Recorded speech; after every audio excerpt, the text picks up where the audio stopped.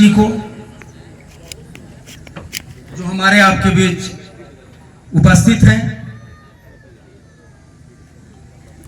और उनके लिए विषय है आओ चले शिव की ओर। कुछ जिज्ञासाएं हैं, उनका समाधान करेंगी वो।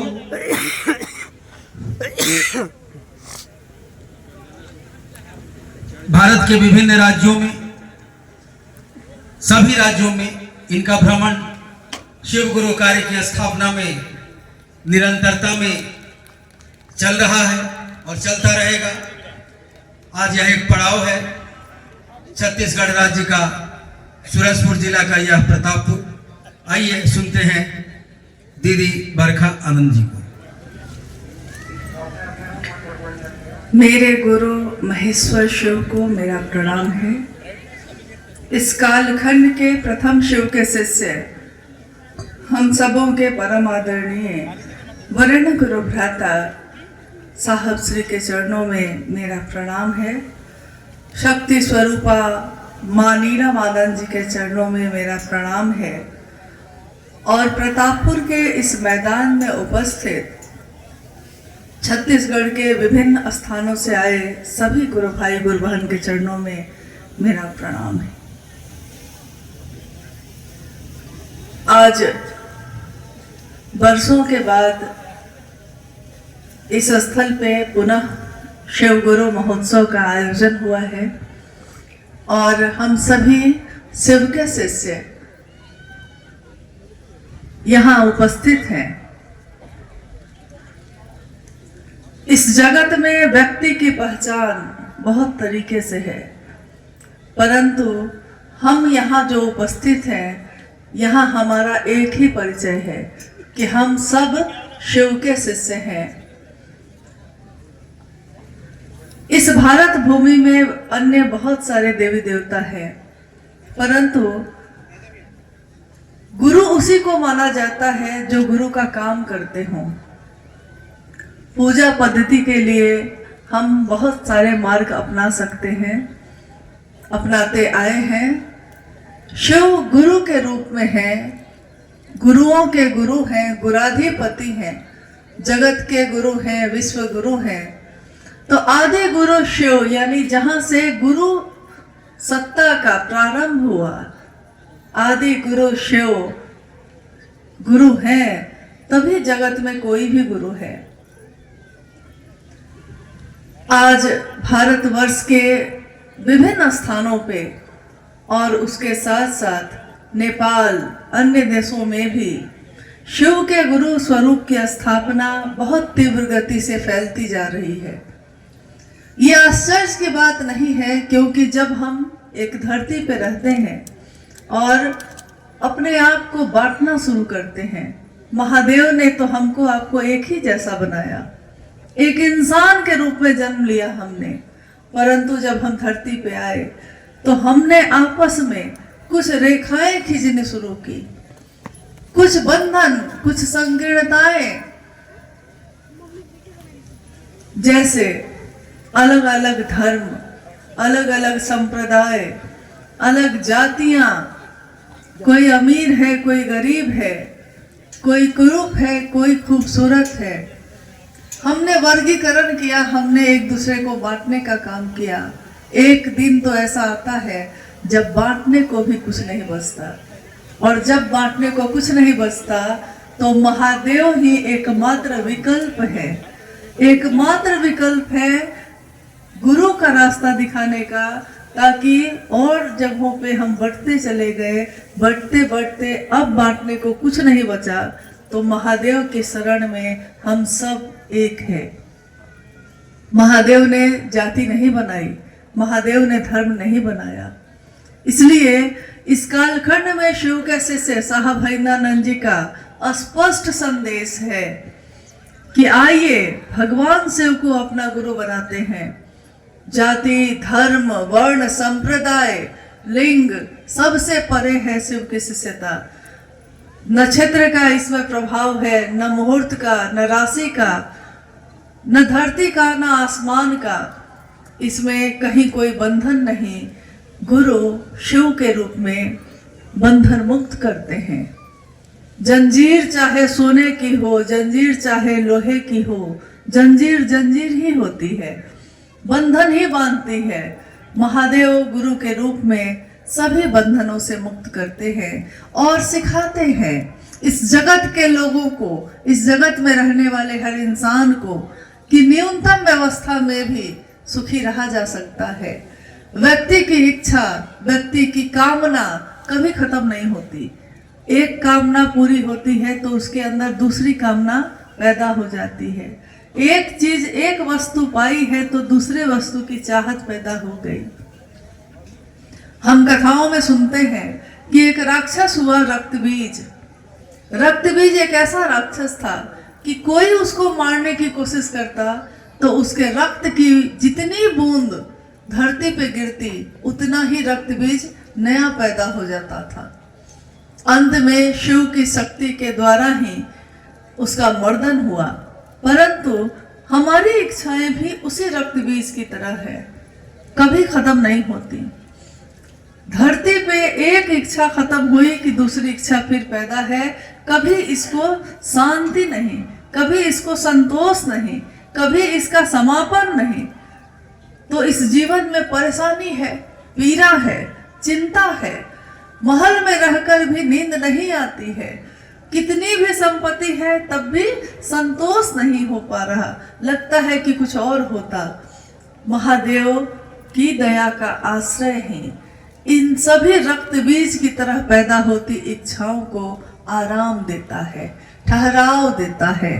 ठहर जाते हैं जहां जाकर सारी इच्छाएं, जहां जाकर सारी कामनाएं पूर्ण हो जाती हैं।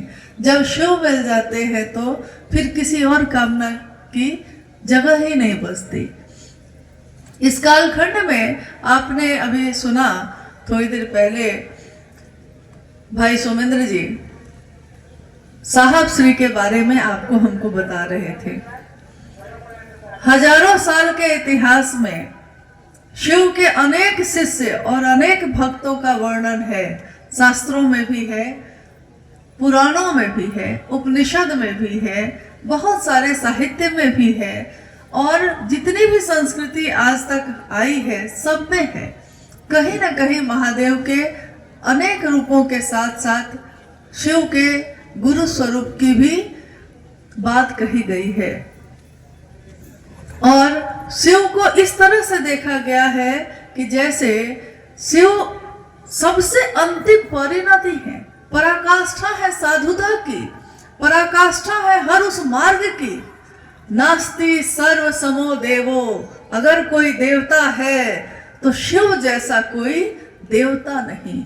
नास्ति सर्व समा गति, अगर कोई गति है, चलने की ताकत है तो शिव से ज्यादा गति और किसी की नहीं है। नास्ति सर्व समो दाने, अगर धरती पे या इस ब्रह्मांड में कोई दानी है तो शिव से बड़ा दानी कोई नहीं। नास्ति सर्व समो रणे, रण यानी कि योद्धा, सामना करने की ताकत, हारने की प्रवृत्ति नहीं, हमेशा ऐश्वर्य भाव में जीने की ताकत अगर कोई है तो शिव है। और इस कालखंड में शिव के शिष्य साहब हरिंदानंद जी ने कहा कि नास्ति सर्व समो गुरु, शिव जैसा कोई गुरु भी नहीं। गुरु है धरती पे बहुत सारे हैं, अच्छे गुरु हैं, सदगुरु भी हैं, बहुत अच्छे हैं। परंतु खंड में कहीं ना कहीं एक सीमा रेखा है, कहीं ना कहीं एक परिधि है, कहीं ना कहीं एक योग्यता, एक पात्रता मांगी गई कि अगर आप इस जाति के हैं तब इस गुरु के शिष्य बन सकते हैं। अगर आप इस धर्म के हैं तब इस सदगुरु के गुरु शिष्य बन सकते हैं। अगर आप इस वर्ग के हैं, इस पुरुष या स्त्री के हैं तब जाकर आप बन सकते हैं। आप किस कुल किस नक्षत्र के हैं उसके आधार पे बन सकते हैं। यानी गुरुओं की 3 श्रेणियां मानी गई हैं, गुरु, सदगुरु, जगत गुरु। स्वाभाविक है कि जब गुरु तीन तरह के होंगे, तीन श्रेणियों में होंगे, तो शिष्य भी तीन श्रेणी में होगा। अगर कोई प्राथमिक विद्यालय में पढ़ने वाला है तो शिष्य भी प्राथमिक विद्यार्थी ही कहलाएगा। कोई अगर माध्यमिक शिक्षा ग्रहण कर रहा है तो वो मिडिल स्कूल का ही विद्यार्थी कहलाएगा। उसी तरह आध्यात्मिक जगत में गुरु, सदगुरु और जगत गुरु की व्याख्या होती आई है, सदियों से होती आई है। गुरु भी हमको ईश्वर की तरफ लेकर चल सकते हैं। जो शरीर में होते हैं वो गुरु भी हमको ईश्वर से ही मिलवाते हैं। कोई सही गुरु खुद से नहीं मिलवाएगा, वो अपनी मदद देकर शिव की तरफ लेकर चलेगा। गुरु कुम्हार, शिष्य कुंभ है। गुरु कुम्हार कहे गए, शिष्य कुंभ कहा गया। आपने देखा होगा मिट्टी के बर्तन बनते हुए, कुंभ यानी मिट्टी का वो ढेला, वो ढेर जिसको चाक पे चलाया जाता है, और जैसे जैसे कुम्हार चलाता है वैसे वैसे उसमें से बर्तन और मूर्तियां बनने लगती हैं। और गढ़ी गढ़ी खाटे खोट, वो खोट को यानी हमारे अवगुण को धीरे धीरे धीरे धीरे काटते चले जाते हैं। तो गुरु भी एक सीमा तक हमको ईश्वर की तरफ लेकर जा सकते हैं, परंतु अगर सही गुरु होगा तो सही गुरुओं का बड़ा अभाव है। और अगर ले भी गए तो कितनी दूरी तक, जहां तक उनकी सीमा है वहीं तक। गुरु अपने शिष्य में, जो शरीरधारी गुरु होते हैं, वो अपने शिष्य में अपनी वाणी से, साधना से, उपासना से, मंत्रों का जप करवाने से, स्पर्श से यानी छूकर, मस्तिष्क को छूकर भी कोई शिव का आवेश पैदा कर सकता है, करता आया है पहले भी। परंतु इस सीमा के बाहर जब जाने की बात होगी तो वहां उनका बल अब काम नहीं कर रहा। तो जो इस परिधि में आएगा, यानी उनके पास बैठेगा, घंटों साधना कर सकेगा, मंत्रों का जप कर सकेगा, संस्कृत का सही उच्चारण कर सकेगा, उसको गुरु अपनी परिधि तक पहुंचा सकते हैं। सदगुरु भी अपनी दया से शिव का आवेश पैदा कर सकते हैं, ईश्वर का आवेश पैदा कर सकते हैं, परंतु एक न एक पसंद, एक न एक नापसंदगी होगी ही होगी। कोई एक चीज की वर्जना, एक चीज का बंधन होगा ही होगा। तो शरीर में अगर कोई सदगुरु है तो कुछ न कुछ उसकी वर्जना होगी ही होगी। परंतु जब हम बात करते हैं जगत गुरु शिव की, जगत गुरु शिव यानी पूरी दुनिया का गुरु है, और पूरी दुनिया का जो गुरु होगा वो मात्र अपनी दया से, बिना किसी वर्जना के, बिना किसी बंधन के, बिना कोई सीमा रेखा खींचे, मात्र अपनी दया का प्रवेश करके सीधे शिव का आवेश पैदा करता है। आदि गुरु शिव के शिष्य हम और आप, जगत गुरु शिव के शिष्य हम और आप हैं। तो हमने धीरे धीरे ये सीख लिया कि इंसान का इंसान से प्रेम करना जरूरी है। हम अगर आज शिव चर्चाओं में जाते हैं, आप जाते होंगे, तो आपने एक बात का देखा होगा, एक बात कि जो लोग शिव चर्चाओं में जाते हैं वो कभी भी एक दूसरे की जाति नहीं पूछते, यहाँ तक कि धर्म भी नहीं पूछते, ये भी नहीं पूछते कि आप कहाँ से आए हैं।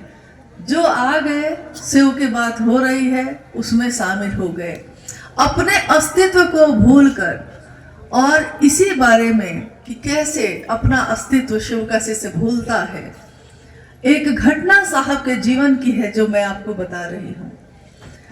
साहब हरिंद्रानंद जी ने शिव के शिष्य, जो 1974 में उन्होंने शिव को गुरु माना था, साहब हरिंद्रानंद जी जब पैदा हुए, सिवान जिले में एक गांव है अमलोरी, और उनके पिता उस समय शिक्षा के पदाधिकारी थे, एजुकेशन डायरेक्टर थे। साहब ने अपने घर में सिर्फ शिक्षा पे ही जोर देते देखा था। उनके पिता चाहते थे कि वो बड़े पदाधिकारी बने, और बालक हरिंद्रानंद जी के मन में कुछ और ही चलता था।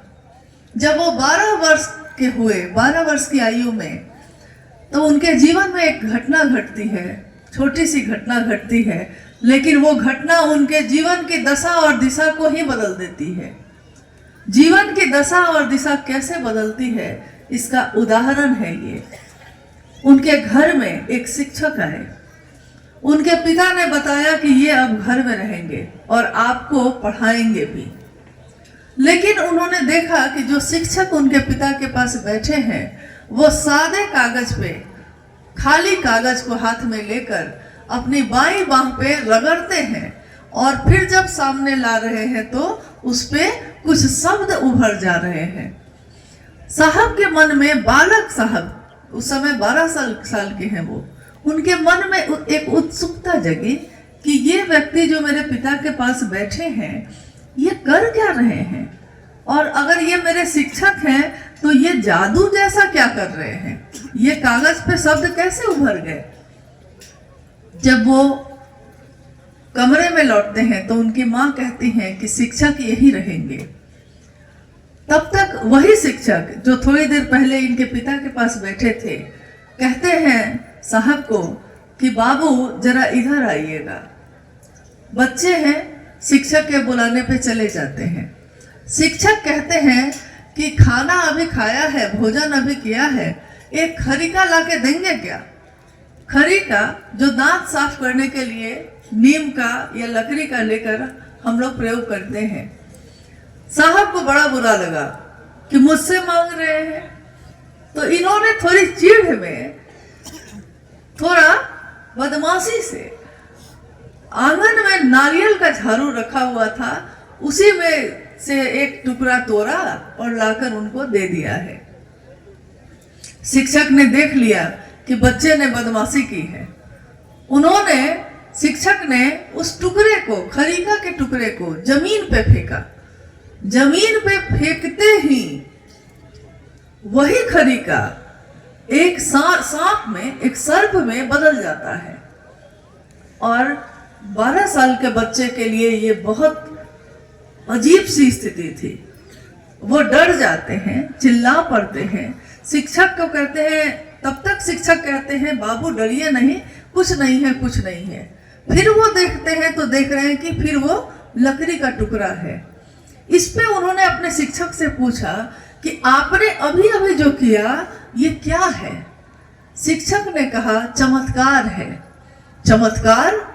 ये चमत्कार क्या होता है, मैं भी इसको सीखूंगा, वो अपने शिक्षक से कहते हैं। और दिन में पढ़ाई करने के साथ साथ अब चूंकि वो शिक्षक इनके घर में रहते हैं तो ये उसी शिक्षक से अब साधना सीखने लगते हैं, चमत्कार सीखने के लिए। इनके पिता को पता चलता है, तो जैसे ही इनके पिता को पता चला कि बच्चे को सिखा रहे हैं साधना, तो वो उस शिक्षक को उसी समय विदा कर देते हैं। ये साल था 1961 का, क्योंकि साहब का जन्म जब हुआ 1948 में, 31 अक्टूबर 1948 को, और ये घटना है 1961 की। शिक्षक चले जाते हैं और अब साहब के मन में एक खोज, एक जिज्ञासा पैदा हो जाती है।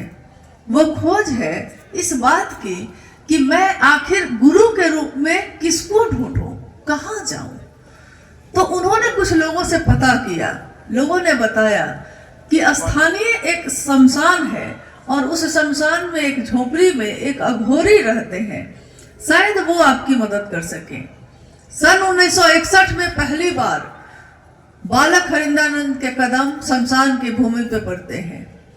हम में से इस उम्र में आने के बाद भी कितने लोग ऐसे हैं जो कहने पे शमशान जाना स्वीकार करेंगे? बहुत कम। शमशान भूमि के रास्ते से भी कोई गुजरना पसंद नहीं करता, क्योंकि एक भय है, एक डर है कि कुछ हो जाएगा, कोई पकड़ लेगा मुझको। लेकिन देखिए 12 साल की आयु में 13वें वर्ष में प्रवेश किया है और वो शमशान की भूमि पे है। उनके आस पड़ोस के लोग साहब हैदरानंद जी की माता, जिनका नाम राधा देवी है, वो भी शिवलीन हो चुकी हैं। साहब के पिताजी का नाम डॉक्टर विश्वनाथ प्रसाद सिंह है, वो भी शिवलीन हो चुके हैं। लेकिन उस समय जब बालक ऐसा कर रहे हैं, उनके पड़ोसी और आसपास के लोग उनकी माँ से कहते हैं कि आपका बेटा बिगड़ गया, अघोरी बन गया है, आपका बेटा अब साधु बन गया है, अघोरी शमशान साधना करता है और वो फिर अब लौट के घर में नहीं आएगा। माँ उनकी डर जाती हैं। तो माँ राधा देवी अपने पुत्र से, जो अभी 13वें वर्ष में प्रवेश किए हैं, अपने पुत्र से कहती हैं, ये बहुत बड़ी बात है, ये बहुत बड़ी घटना है जो उस समय घटित हो रही है। वो कहती हैं, बाबू पढ़िए लिखिए, कुछ बनिए।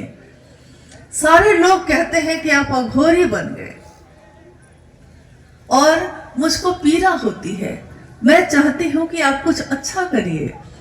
कोई माता पिता अपने बच्चे को साधु नहीं बनाना चाहता, भले खुद साधु के शरण में जाना चाहता है, लेकिन मेरा बच्चा बन जाए ये कोई नहीं चाहता। जब भी आप किसी से पूछिएगा कि बच्चे को आप क्या बनाना चाहते हैं, वो डॉक्टर बनाना चाहता है, इंजीनियर बनाना चाहता है, लेकिन इंसान नहीं बनाना चाहता, साधु नहीं बनाना चाहता। तो स्वाभाविक है उस समय भी ऐसा हुआ। अपनी माँ की बात सुनकर साहब हैदरानंद जी ने अपनी माँ से कहा, उस समय माँ, लोग कहते हैं कि इंसान ईश्वर के पास से आता है, भगवान शिव के यहाँ से आता है, और जब उसकी मौत हो जाती है, जब उसका शरीर नश्वर हो जाता है, मिट जाता है, तो लोग ही कहते हैं कि फिर से भगवान के पास चला गया। ये जो लोग कहते हैं कि भगवान के पास से आया है और भगवान के पास फिर चला गया है, मैं चाहता हूँ, मैं कहता हूँ कि केवल इंसान ही क्यों आता है भगवान के पास से और क्यों फिर भगवान के पास जाता है, वो भगवान इंसान के पास क्यों नहीं आते। मैं उस भगवान को इंसान के पास लाऊंगा, मैं ये ला के रहूंगा। 12 साल की आयु में बालक हैदरानंद जी ने अपनी माँ से जो वादा किया था, आज ये वादा पूरा हुआ है, क्योंकि वो भगवान शिव हैं, सबके हैं। हम दूर से हाथ जोड़कर उनकी पूजा करते रहे, दूर से ही देखते रहे कि क्या महादेव को हम प्राप्त कर सकते हैं, क्या महादेव मेरे होंगे, क्योंकि हमको पूजा नहीं आती, क्योंकि हमको संस्कृत बोलने नहीं आता, क्योंकि हम लोगों ने शास्त्रों का अध्ययन करना नहीं सीखा है। परंतु जिन्होंने कभी शास्त्र और पुराण नहीं पढ़े, जिन्होंने कभी हिंदी और अंग्रेजी भी नहीं पढ़ा, वो भी आज शिव की महिमा का गान गाते हैं। ये महादेव का ज्ञान उनके मन में उतर गया, सीधे, किसी माध्यम की जरूरत नहीं पड़ी, सीधे बस ये 3 सूत्र करने मात्र से, बस ये कहने मात्र से कि हे शिव, आप मेरे गुरु हैं, मैं आपका शिष्य हूँ, मुझे शिष्य पर दया कर दीजिए। और महादेव मात्र अपनी दया से शिष्य को अपने जैसा बनाते हैं। हम जिस समाज में रहते हैं, हम जिस दुनिया में रहते हैं, इस दुनिया में जहर ही जहर है, लेकिन महादेव हमको इस जहर को अमृत में बदलना कैसे होता है, कैसे बदला जाता है, ये सिखाते हैं। आपने सुना होगा कि जब समंदर में मंथन हुआ तो देवताओं ने हलाहल जब निकला, तो देवता और राक्षस उससे पहले तो मंथन करने के लिए बहुत व्याकुल थे, मंथन कर भी रहे थे, परंतु जब हलाहल निकला, विष निकला, तो न देवता उसको लेने को तैयार हुए, न राक्षस लेने को तैयार हुए। लक्ष्मी जी आई तो लेने को तैयार है, ऐरावत आया तो लेने को तैयार है, और पारिजात वृक्ष आया तो लेने को तैयार है। जितनी भी उसमें रत्न और चीजें आई, सब लेने को तैयार है। लेकिन जब जहर आया है, हलाहल विष आया है, तो कोई लेने को तैयार नहीं। और अंतिम उपाय हमेशा से होता आया है कि अंतिम उपाय, अंतिम आश्रय महादेव का ही होता है। तो सारे देवता और राक्षस मिलकर किसके पास गए? महादेव के पास, और कहा कि बचाइए, सबको बचाइए। उसी घटना पे एक पंक्ति बनी है कि मान सहित विष खाई के, मान सहित, यानी उन्होंने इसको इस तरह नहीं लिया कि भाई जब अच्छी अच्छी चीजें निकली तो मुझको क्यों ना दिया, विष ही देने को मिला था, लेकिन महादेव करेंगे क्या, किस्मत ही ऐसी। तो उनको विष मिला और उन्होंने मान के साथ, मान सहित विष खाए के शंभु भय जगदीश, वो शंभु जगदीश हो गए, जगत के ईश हो गए, ईश्वरों के ईश्वर हो गए, नीलकंठ हो गए, मान सहित विष खा के। बदले में उन्होंने दुनिया को विष दिया क्या? महादेव को सबने विष दिया, महादेव ने ग्रहण किया, लेकिन महादेव ने अपने आचरण से सिखाया है कि दुनिया तुमको क्या देगी इस पर तुम्हारा बस नहीं है, तुम दुनिया को क्या दोगे इस पे तुम्हारा बस है। कभी भी बदले में विष नहीं देना है, अमृत देना है। इसलिए शिव के से जहां से गुजरते हैं वहां के कांटे भी फूलों में बदल जाते हैं, क्योंकि वो शिव शिष्यता का संदेश देते हैं। वो बांटते नहीं, वो जोड़ने की बात करते हैं, वो अपने आप को समर्पण में लाने की बात करते हैं। प्रेम और समर्पण के बिना कुछ भी नहीं हो सकता। और पूरा तंत्र साहित्य ये कहता है, पूरे विश्व का कि जितने भी साहित्य हैं तंत्र पे, वो ये कहता है कि प्रेम और समर्पण के सिवा यहाँ और कुछ भी नहीं है। प्रेम और समर्पण, प्रेम प्रश्न नहीं करता, प्रेम बांटता नहीं, प्रेम बदलता नहीं। प्रेम हो जाए तो हम कभी नहीं बदल सकते, क्योंकि हम अगर किसी जाति में हैं तो हो सकता है इस जाति से उस जाति में चले जाएं। हम अगर किसी धर्म को पकड़ते हैं तो शायद कभी धर्म बदल भी सके, परंतु जब हम भगवान से को पकड़ते हैं तो हम अपने भगवान को नहीं बदलते, हम अपनों को नहीं बदलते। हमने जिसको अपना मान लिया है तो मान लिया, अब पूरी दुनिया एक तरफ होगी, तब भी शिव का शिष्य शिव का होगा। शिव के गण शिव के होते हैं, इसके सिवा और किसी के नहीं होते। आपने देखा होगा शिव के गण सबका सम्मान करते हैं, सबके आगे सर झुकाते हैं, परंतु शिव के लिए समझौता नहीं करते, बन के रहते हैं महादेव के। वो दुनिया को महादेव के तरफ से देखते हैं, दुनिया के तरफ से महादेव को नहीं देखते। और जब महादेव के तरफ से दुनिया को देखेंगे तो दुनिया में कोई पराया नहीं है, सब अपने हैं। यहाँ कौन पराया है? वसुधैव कुटुंबकम, इसकी जो कल्पना की गई है हमारे साधुओं ने, ऋषियों ने जो की है, वो वसुधैव कुटुंबकम तब चरितार्थ होता है जब हम चट्टानों पे चलते हुए भी महादेव की बात करते हैं और रोटी लपेट कर बैठ कर वही खाकर फिर से गुरु भाई गुरु बहन आगे की यात्रा पे निकल जाते हैं। आज जितनी भी शिव चर्चा की बयार है, ये शिव चर्चा इसलिए है कि किसी ने शिव को अपना माना है, तो माना है तो अब चुप नहीं बैठ पा रहे हैं, बोलते हैं उसके बारे में जिसने हमारे जीवन की दशा और दिशा को बदल दिया। दशा यानी हम सब अलग अलग परिस्थिति में थे, हमारी दशा अलग अलग थी। हम गरीबी से जूझ रहे हैं, हम बीमारी से लड़ रहे हैं, हम बहुत तरह की समस्याओं का सामना कर रहे हैं, परंतु हमारे जीवन की दशा उस समय बदल जाती है जब शिव का साथ लेते हैं। जब सबल का साथ लेते हैं तो सबल हो जाते हैं। जब पहलवान का साथ लेते हैं, साथ पहलवान का लिया है, पहलवान है नहीं, पहलवान तो कोई और है, उसके साथ चलने लगे हैं तो कहते हैं कि किसी के सामना सर नहीं झुकाते, किसी से नहीं डरते। गांव में एक सिपाही जी चले जाएं और उनसे आपकी दोस्ती हो जाए तो थाना से आपको डर नहीं लगेगा। क्यों? क्योंकि कहीं ना कहीं ये बल है कि सिपाही जी मेरे मित्र हैं। तो सिपाही जी मित्र हैं, पूरी पुलिस के लोग नहीं हैं, परंतु एक से आपने मित्रता कर ली है तो आपको अब किसी से डर नहीं लग रहा। यहाँ तो भगवान शिव की बात हो रही है, जगत गुरु शिव की बात हो रही है। जब हम उनका साथ लेंगे तो हमारे लिए दुनिया में सारे लोग अपने होंगे, सब मददगार होंगे, कोई दुश्मन नहीं है, कोई पराया नहीं है।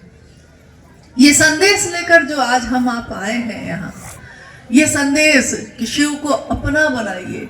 अपना जब होता है कोई तो फिर हम उसको बदलते नहीं हैं, अपना होता है तो उसकी परवाह करते हैं। इस संदेश को लेकर आज का ये कार्यक्रम आयोजित है जो चल रहा है अभी, और कुछ देर में ये समाप्त होगा। समापन कार्यक्रम का होता है, शिव शिष्यता की नहीं। ये हमेशा प्रारंभ की बात होती है, हर उस दिल में प्रारंभ की बात होती है जिसके कानों ने इन चीजों को सुना है। लेकिन हमारे आपके बीच कुछ जिज्ञासाएं आई होंगी जो भाई साहब अभी बोलेंगे। ये जिज्ञासा हमारे मन में पैदा होती है कि क्यों हम ये काम करें, क्यों हम ये काम ना करें, या हमारे जीवन में जो घटित होता है शिव चर्चा करने के क्रम में अक्सर हमारे मन में ये बातें एक जिज्ञासा के रूप में उभरती हैं।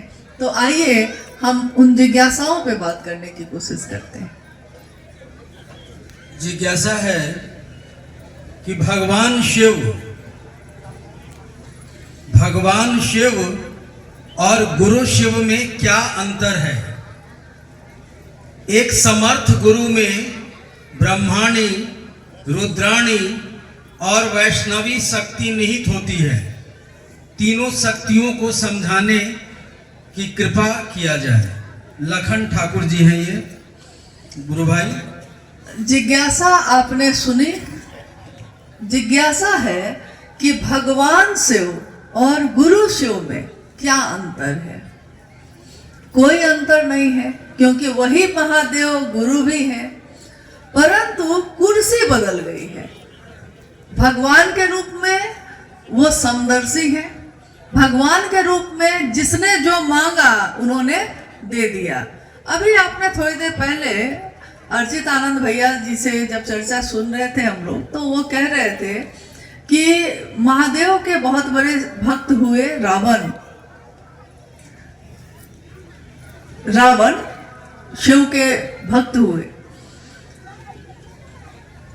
तो उन्होंने भगवान शिव की पूजा की, भक्त हुए, भगवान के रूप में पूजा की और मांगा। जब शिव प्रसन्न हुए तो मांगा, तीनों लोगों का अधिपति बन जाऊं, तीनों लोगों की मांग कर दी। महादेव ने भगवान के रूप में दे दिया। भगवान के रूप में जब वो प्रसन्न होते हैं तो वो ये नहीं देखेंगे कि आपके लिए अच्छा है कि नहीं, आपने मांगा है, आपने तपस्या की इसके लिए, आपने उनको प्रसन्न किया है, तो वो दे देते हैं। लेकिन नतीजा दुनिया जानती है कि जब रावण ने मां सीता का हरण किया और कहानी आगे बढ़ती है तो धीरे धीरे रावण का सब कुछ नष्ट हो जाता है। कारण एक ही था कि महादेव से सब कुछ मांगा था, संभालने का ज्ञान भी मांग लिया होता तो संभाल पाता। हम कहते हैं अपने पिता से कि पिताजी अपनी खेत मुझको आप दे दीजिए। पिता खेत दे देते हैं। बेटा अगर खेती करना नहीं सीखेगा पिता से तो खेत तो ले लेगा, लेकिन उस खेत का उसके लिए कोई उपयोग नहीं होगा। कोई बेटी कह रही है कि माँ तुम अपने ये सारी चीजों को मुझको दे दो, पूरा घर ही मुझको दे दो। बेटी ने मांगा, माँ ने दे दिया। घर संभालने का ज्ञान नहीं हो तो घर की सारी संपत्ति धीरे धीरे खत्म हो जाती है। संगत बदल गया तो बहुत सारी चीजें बदल जाती हैं। तो इतना बड़ा भक्त होकर भी ज्ञान नहीं मांगने के कारण रावण का सब कुछ विनष्ट हो गया। यानी गुरु के रूप में वही भगवान से हो हमको आपको जो देते हैं उसको संभालने का ज्ञान भी देते हैं। ज्ञान युक्त भक्ति करनी है, इसमें ये भी भक्ति ही है, ये भी शिव की पूजा ही है। शिव की चर्चा, शिव की पूजा का हाईटेक पद्धति है। मतलब हम जिस जगह पे मंदिरों में या अपने पूजा स्थल पे भगवान शिव की पूजा में फल फूल या प्रसाद चीजें चढ़ाते हैं, उपहार चढ़ाते हैं और कहते हैं भगवान को कि हे भगवान, हे शिव, कर्पूर गौरम करुणावतारम संसार सारम भुजगेंद्र हारम। हम भगवान शिव की पूजा करके उनके सामने खड़े होके उन्हीं की स्तुति का गान करते हैं और कहते हैं कि आप ऐसे हैं, आप ऐसे हैं, आप ऐसे हैं। भगवान शिव को पता है कि वो कैसे हैं। साहब हरिंद्रानंद जी ने कहा कि अगर महादेव ऐसे ही हैं, इतने ही अच्छे हैं, तो ये बात दुनिया को बताइए। वो शिव जगह है, दुनिया सोई है। इसीलिए जब कोई कहता है कि आज से और अभी से मैंने शिव को अपना गुरु माना है, उसी समय हम सब मिलके कहते हैं जागा जागा महादेव। हम यही कहते हैं। वो महादेव नहीं सोया है, हमारे आपके अंदर जो महादेव हैं वो सो गए हैं। उस शिव को जगाने की बात कही जा रही है। महादेव तो जगे ही है, तो गुरु के रूप में वही शिव हमारे आपके अंतर में जग जाते हैं। और जब मन जगता है, शरीर की बात हम बहुत करते हैं, शरीर की शुद्धि की बात हम बहुत करते हैं, उपवास की बात, सोमवार मंगलवार व्रत की बात खूब करते हैं और शरीर की शुद्धता की बात भी खूब करते हैं, परंतु मन की शुद्धता की बात कोई नहीं करता। और मन उजियारा जब जब छाए, जग उजियारा होए, देखो इस उजले दर्पण पे धूल न जमने पाए। तेरा मन दर्पण कहलाए। आपका हमारा मन ही दर्पण है। हमारा शरीर नष्ट हो जाता है, फिर भी हाथ कट जाए, पैर कट जाए, आंखें बदल दी जाए, शरीर का अंग अंग बदल दिया जाए, फिर भी हम रहेंगे कि नहीं? फिर भी हम बोलते हैं कि मैं हूँ। ये जो बोल रहा है मैं हूँ, ये कौन है? ये बोलता है जो, सोचता है जो, महसूस जो करता है, ये चेतना किसकी है, किसका अंश है? जो शिव का है वो शिव के लिए जग गया। एक दिन महादेव ने भी कभी सोचा कि मैं एक हूँ अनेक बन जाऊं, एको हम बहुत श्याम, एक से अनेक हो जाऊं। आज ये जो अनेक है ये सोचते हैं कि मैं एक हो जाऊं। मैं बहुत श्याम से अब एक होने की तैयारी में हूँ। तो जीव शिव बनने की तैयारी में है। और जब जीव शिव जैसा आचरण प्रस्तुत करता है तो दुनिया उसके सामान्य भावाचरण को भी अनुकरण करती है, उसका देखकर सीखती है कि जो शिव का शिष्य होता है वो कैसा होता है, वो कैसे बोलता है, वो कैसे फलों से लदा पेड़ जैसे झुक जाता है, तो वो कैसे झुकता है और कितना प्रेम, कितनी करुणा उसके शब्दों में समा जाती है। क्योंकि जो शिव का शिष्य होगा, गुरु अपने शिष्य को अपने जैसा बनाते हैं, वो शिष्य भी गुरु शिव जैसा ही होगा। इसी जिज्ञासा में एक जिज्ञासा और है कि गुरु में ब्रह्मानी शक्ति होती है, वैष्णवी शक्ति होती है और रुद्रानी शक्ति होती है, महेश्वर की शक्ति होती है। इसका क्या अर्थ है? गुरु में ब्रह्मानी शक्ति, इस पे आपने श्लोक सुना होगा या पढ़ा होगा कभी। गुरुर ब्रह्मा गुरुर विष्णु गुरुर देवो महेश्वर, गुरु साक्षात पर ब्रह्म तस्मै श्री गुरुवे नमः। अक्सर लोग समझते हैं कि इसका अर्थ ये होता है कि गुरु ब्रह्मा भी हैं, गुरु विष्णु भी हैं, गुरु महेश भी हैं, परंतु शिव पुराण में भी वर्णन है इस बात का कि जिसमें शिव कह रहे हैं कि ब्रह्मा आप उत्पत्ति का काम करेंगे, विष्णु आप स्थिति का, जीवन का जो है चलने का वो काम करेंगे, और मैं गुरु के रूप में ज्ञान देने का काम करूंगा। लय होना यानी हमारे अहंकार का खत्म हो जाना, हमारे जीव के अस्तित्व का खत्म हो जाना, यही लय होने की बात कही जा रही है। तो इस श्लोक का अर्थ होता है कि गुरु में ही, चाहे वो कोई हो, चाहे वो कोई शरीरधारी गुरु हो तो कोई कम क्षमता का होगा, परंतु गुरु में ही ब्रह्मानी, वैष्णवी और रुद्रानी तीनों शक्तियां होती हैं। किसी में कम उसकी सीमा है, किसी में असीम है। शिव के लिए जब हम कहेंगे तो वो शिव अचिंत्य है, वो शिव असीम है, विश्व की मूर्ति है वो, और सबका आदि और अंत है वो। सबका आदि होता है, सबका अंत होता है। शिव के लिए सिर्फ आदि शब्द का प्रयोग हुआ है, अंत उनका कभी नहीं होता, क्योंकि वो असीम है, अनंत है। और जो उनके जैसा होता है, उनके साथ होता है, वो भी असीम होता है और अनंत होता है। तो इसीलिए गुरु कोई भी हो, लेकिन उसमें ये ताकत, ये शक्ति होती है। साहब ने भी इसी श्लोक की याद में, जिसमें कहा गया था कि गुरु भगवान होते हैं, इसी की अंतिम लाइन है गुरु भगवान होते हैं, इसी को सुन के साहब ने सोचा था कि जब गुरु भगवान होते हैं, वो भगवान ही गुरु क्यों नहीं है, मैं भगवान शिव को ही अपना गुरु बनाऊंगा। उन्होंने उस समय तक कोई शास्त्र नहीं पढ़े थे, लेकिन बाद में जब वो मधेपुरा गए तो उन्होंने जब ये सुना कि शिव तो पहले से गुरु है, बड़े आश्चर्य में पड़ गए। उनको लगा कि जो चीज पहले से है लोग उसको मानते क्यों नहीं है। संभवे गुरुवे नमः, तुम त्रिभुवन गुरु वेद बखाना, ज्ञान मिच्छेद तू शंकरात। महाभारत में, रामायण में, शास्त्रों में, उपनिषद में शिव के गुरु स्वरूप की जगह जगह पे बात की गई है।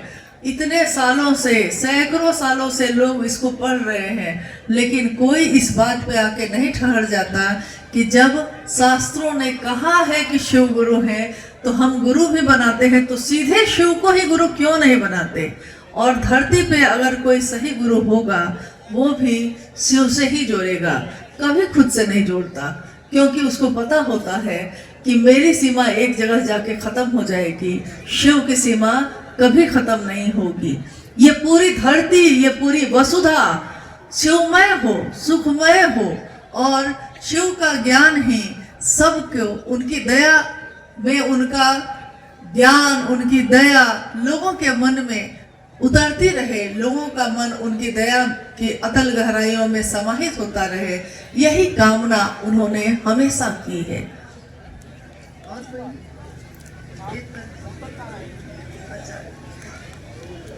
एक अंतिम जिज्ञासा, साहब ने कहा कि आस्था रखें, अंधविश्वास नहीं, कृपया समझाया जाए। जिज्ञासा अभी आपने सुनी है, आस्था रखें, अंधविश्वास नहीं। साहब ने कहा, हाँ सही है, उन्होंने बार बार ये कहा। आस्था यानी एक ये विश्वास ही है, विश्वास, आस्था, एक जगह पे टिक जाना, एक निष्ठ हो जाना, शिव के लिए समर्पण हो जाना। आस्था रखें, अंधविश्वास नहीं। शिव की चर्चाओं में आस्था रखने की बात की जाती है, अंधविश्वास से मुक्त होने की बात की जाती है। कभी भी अगर आपने कहीं सुना होगा कि शिव चर्चाओं में कोई झाड़ फूक की बात करता है, कोई इस तरह की बात करता है कि हम तुम्हारे को पानी फूक कर दे देंगे या मिट्टी फूक के दे देंगे, भभूत दे देंगे, तो आप याद रखिएगा कि साहब हरिंद्रानंद जी ने, शिव के शिष्य ने, इस बात के लिए हमेशा निषेध शब्द का प्रयोग किया है कि कभी भी शिव से उतरी आध्यात्मिक ऊर्जा का संचरण जिसमें भी होता है, उसका जागतिक लालसा के लिए प्रयोग करना निषेध है, यानी मना किया है। और जो काम उन्होंने मना किया है वो हम सबको कभी नहीं करना चाहिए। शिव के अनेक शिष्य हुए धरती पे, ऐसे ऐसे शिष्य हुए जिनको देखकर धरती ने कहा कि द्वितीय महेश्वर हैं ये, बनारस में बाबा कीनाराम शिव के शिष्य हुए। धरती पे जब चलते थे तो लोग उनको देखकर चमत्कृत होते थे और कहते थे कि द्वितीय महेश्वर है ये। काफी शक्ति, काफी ऊर्जा का संचरण उनके द्वारा होता रहा, परंतु न जाने क्यों उन्होंने लोगों को शिव से नहीं जोड़ा। हो सकता है उस समय ये काम नहीं होना हो, लेकिन शक्ति अपार थी। हमारे उत्तर प्रदेश राज्य में एक जगह है गोरखपुर, आपने नाम सुना होगा। तो शिव के एक शिष्य हुए मच्छिंद्रनाथ, मच्छिंद्रनाथ के शिष्य हुए गोरक्षनाथ, और गोरक्षनाथ के नाम पे वहां का गोरखपुर शहर बसा हुआ है।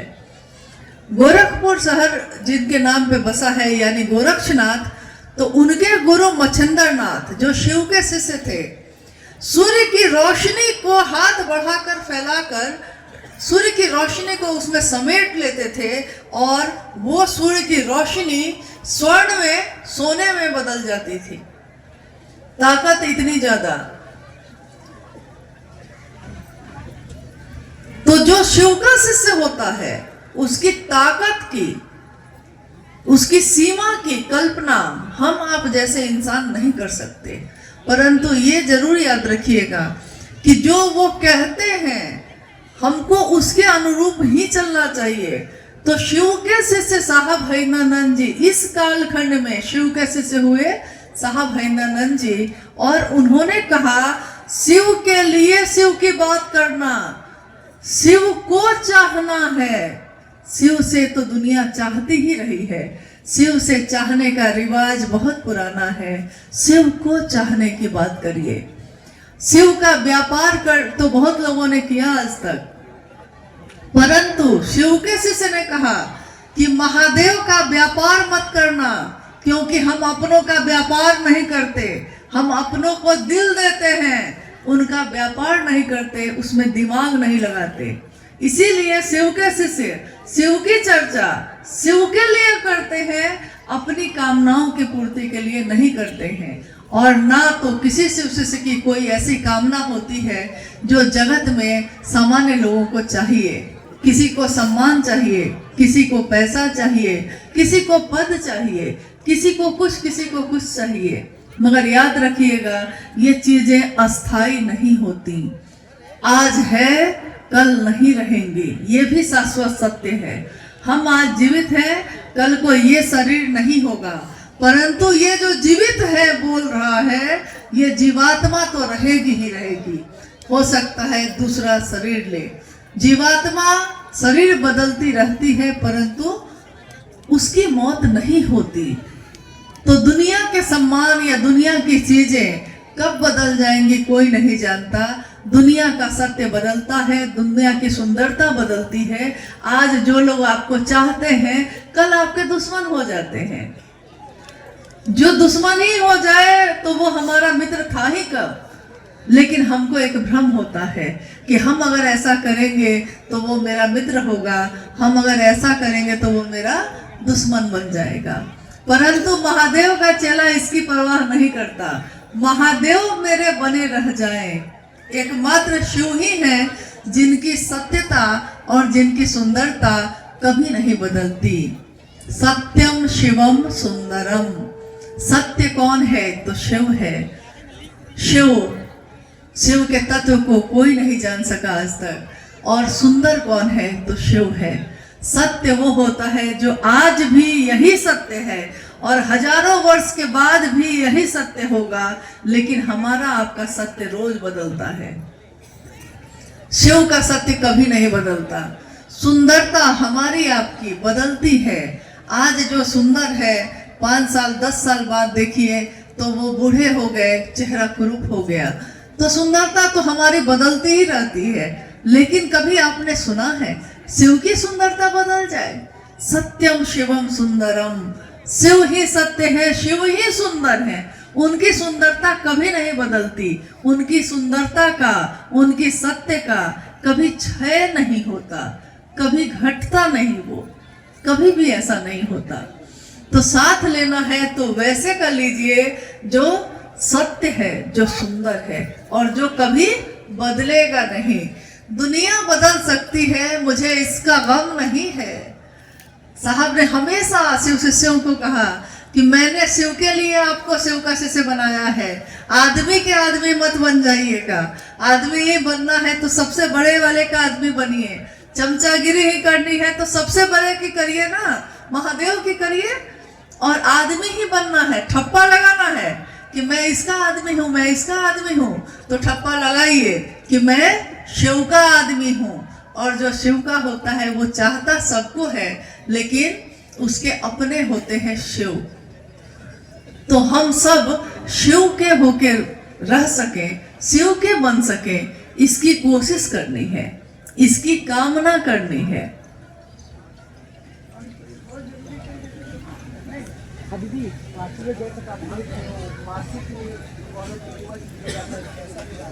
अच्छा, एक गुरु भाई है, चलिए गुरु बहनों के तरफ से एक गुरु भाई है जो जिज्ञासा लेकर आए हैं।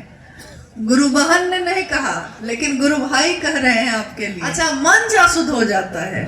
हाँ, महीने में 2-4 दिन ऐसे हैं जब मंच अशुद्ध हो जाएगा अगर महिलाएं जाएंगी। तो सोचिए, तो माँ भगवती ने जब महिषासुर का मर्दन किया होगा तो किस रूप में किया था? स्त्री रूप में। तो उनके जाने से कहीं पे अशुद्धि आई क्या? शुद्ध ही हुआ है। शिव की सभी शक्तियां नारी रूप में है।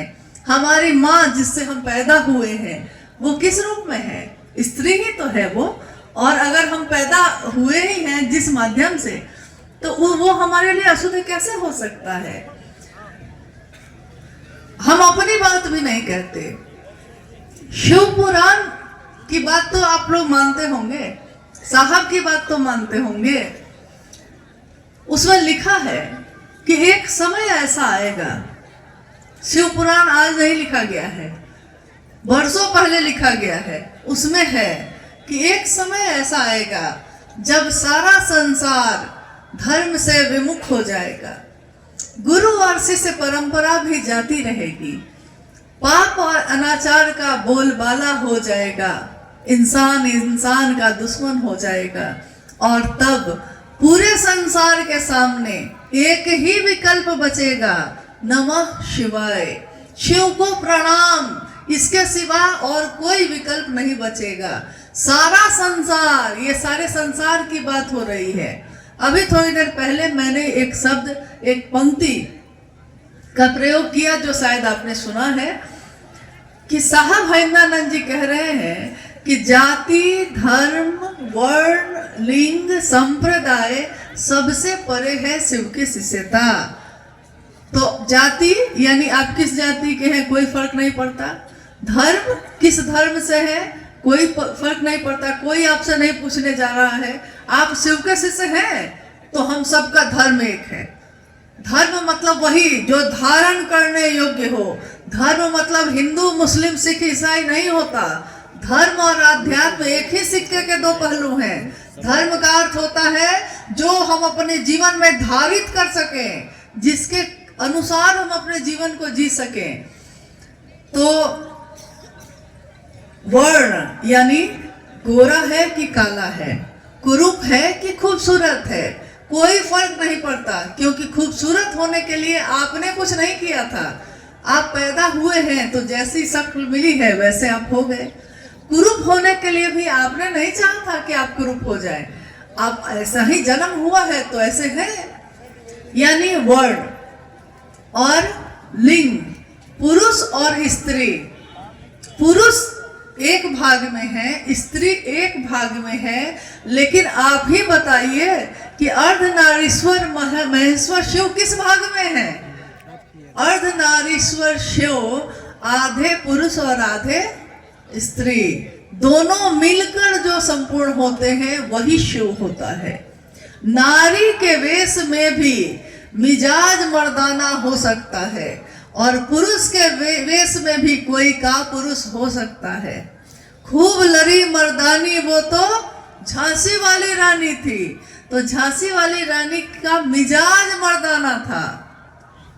और आध्यात्म की धरती पे चलने के लिए हृदय को स्त्री का रखिए कोमल रखिए, करुणा रखिए, ममता रखिए और मिजाज मर्दाना रखिए, यानी कि सामना करने का। हम अपने सामने आई हर बाधा को पार कर सकते हैं, ये सोचिए।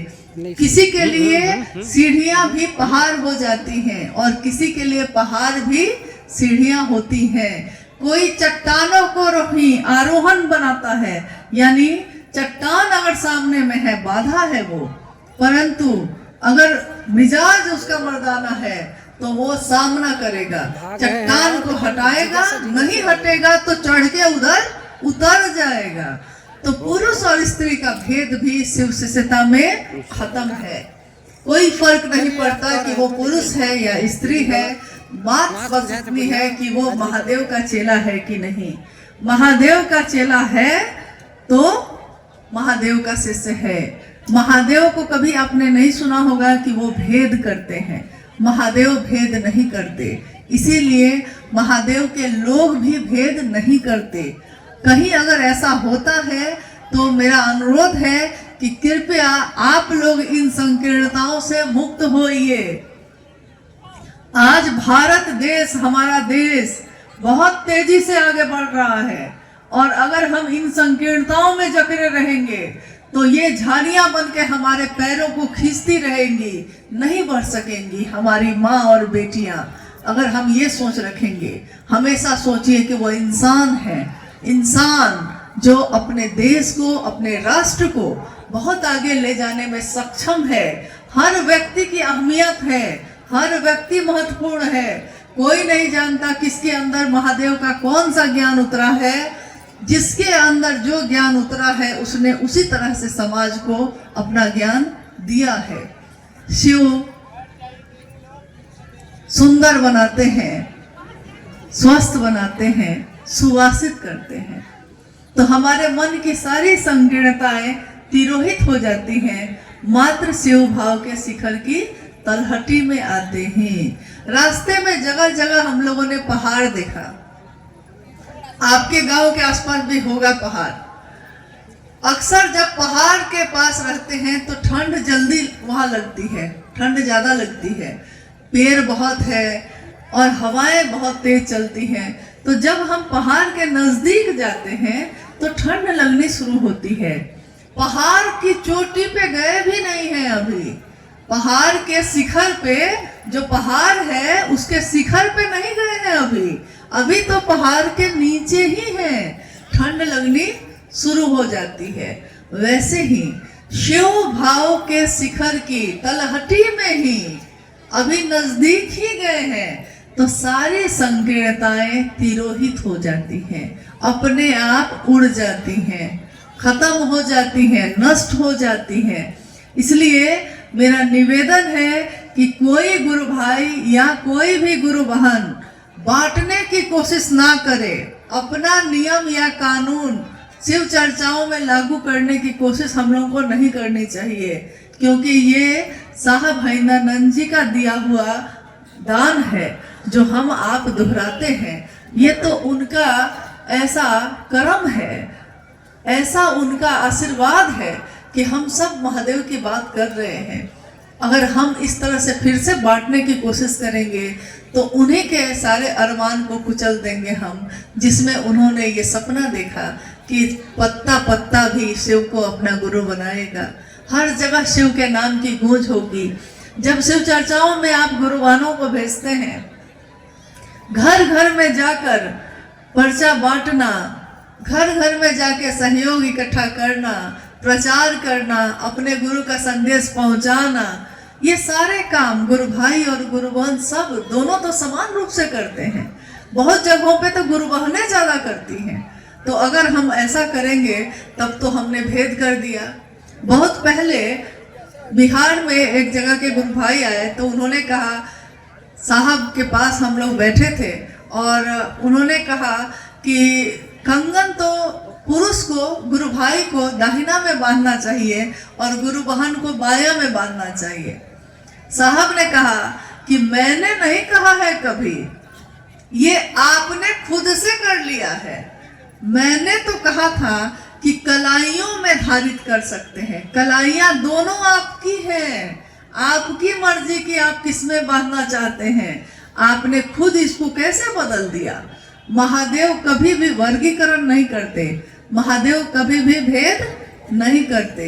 यहाँ तक कि सामान्य से अति सामान्य लोग भी हैं तो वो शिव के गण हैं, उनको वो अपने कलेजे से लगाते हैं और संसार को एक संदेश देते हैं कि बनो तो शिव और रहो तो शिव और जियो तो शिव। बन के रहना है तो शिव जैसा बनो ना। बनना ही चाहते हैं, डॉक्टर इंजीनियर बनना चाहते हैं, एक दिन तो वो खत्म हो जाएगा, लेकिन शिव बनेंगे और तब डॉक्टर बनेंगे तो वैद्य राज कहे जाएंगे, क्योंकि वेदों के भी वैद्य तो वही हैं। रहो तो शिव, रहना क्या बहुत बड़ा मकान हो जाएगा तो हम बढ़िया से रहेंगे? नहीं, एक छोटी सी झोपड़ी में भी बहुत सुखी जीवन बिताया जा सकता है।